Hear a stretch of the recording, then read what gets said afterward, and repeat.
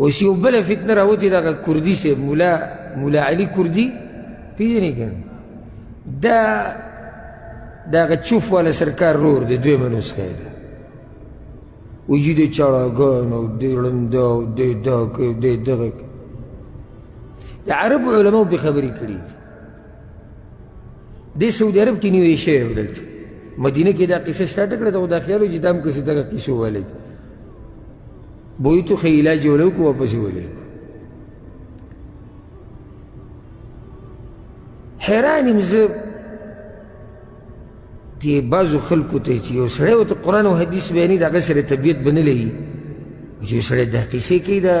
دروغ دا بس په هغه پسې به روان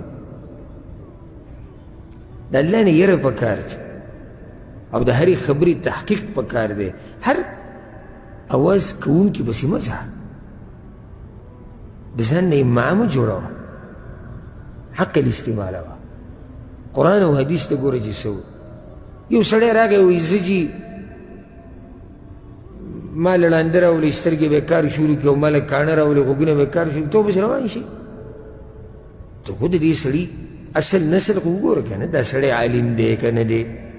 دی که عالم دی دی د کوم ځای نه فارغه دی د ده عقیده څه ده د ده منهج څه دی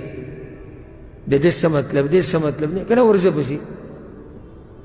څه خیال دی نو تحقیق کوئ ورونو ټولو ته زما دا نصیحت دی زما ګورې په دې خپلو پښتنو باندې خصوصا او بیا عموما په ټولو مسلمانانو باندې زړه سوځي ځکه موږ دا قسمه خبرې کوو یعنې که هر قسمه ملا دی که قبوري دی او که صوفي دی او که هر څوک دی زموږ ورسره څه ذاتي دشمني خو نشته چا سره خو خبره دې دپاره کوو چې چېرته زموږ د دې مسلمانانو د دین خراب نه شي چېرته عقیدې خراب نه شي چېرته منهج ګډوډ نه شي د هغې دپاره دا خبره کوو نو الله دې زموږ د ایمانونو او د عقیدو حفاظت وکړي